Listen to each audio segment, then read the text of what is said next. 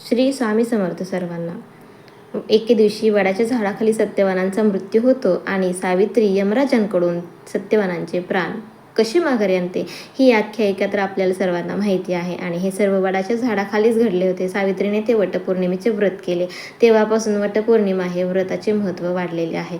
यंदाची जी वटपौर्णिमा आहे ती 29 जून 2026 म्हणजे सोमवारी येत आहे.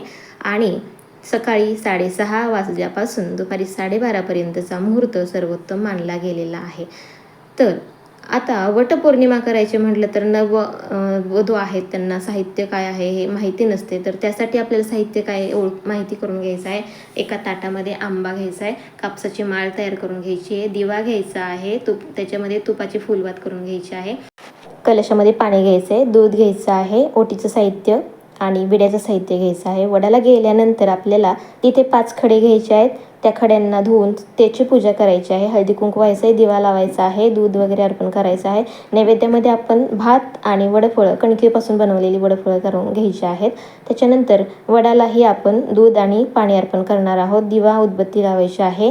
त्याच्यानंतर आपल्याला ओटी भरायची आहे, विडा ठेवायचा आहे. पूजा झाल्यानंतर आपल्याला वडाची 7 फेऱ्या वडाला मारायच्या आहेत. तर वडाची प्रदक्षिणा घालताना ओम वटवृक्षाय नमः, मम सौभाग्यम देही, आयुष्यम देही, पुत्र पौत्रादी सौख्यम देही हा मंत्र म्हणायचा आहे.